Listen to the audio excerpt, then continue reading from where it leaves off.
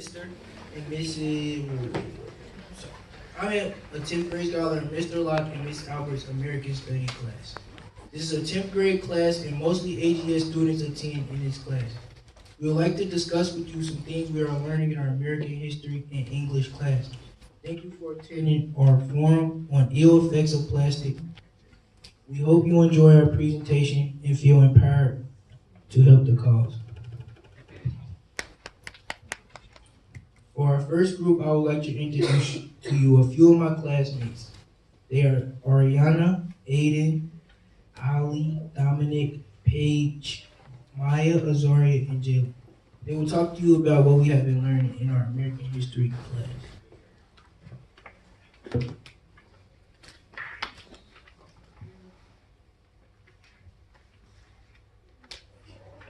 So as a class, we have been focusing on the connection between a specific era in time and the vote you on this.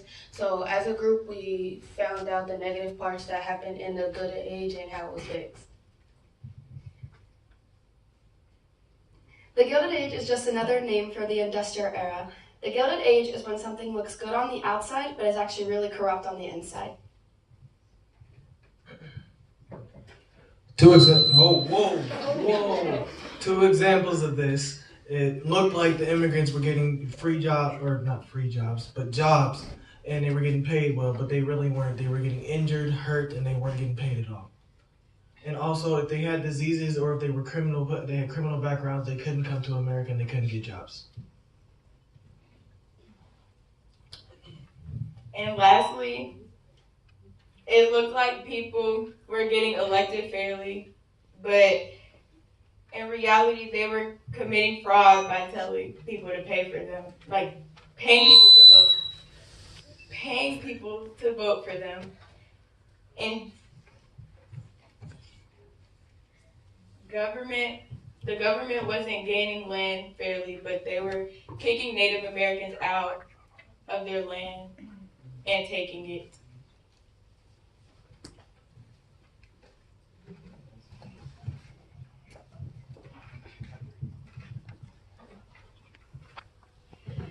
As a part of our history content, this unit we covered the Progressive Era. This era lasted from 1990 and 1920.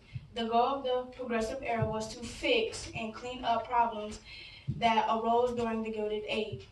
During this era, many reformers attempted to get rid of problems such as slums, tenements, child labor, and prostitution. In an attempt to get rid of these problems, settlement houses were created. The YMCA created gyms and libraries, and the Salvation Army created nurseries and soup kitchens.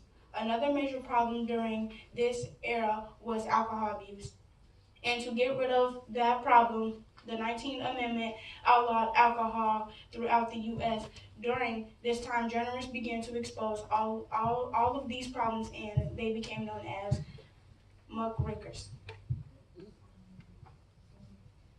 Women demanded rights more than ever. In most states, women could not vote, and even though illiterate, immigrant, and black men could.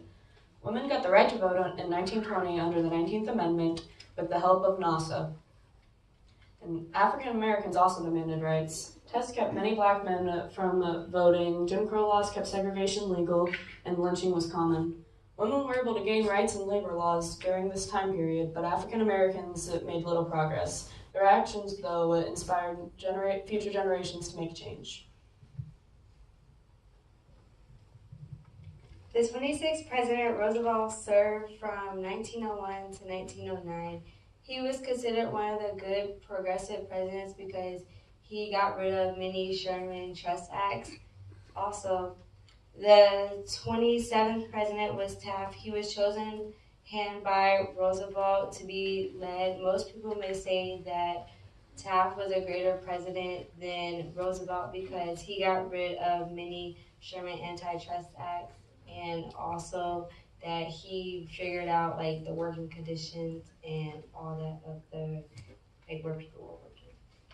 Williamson established national banks and helped negotiate a peace treaty after World War I.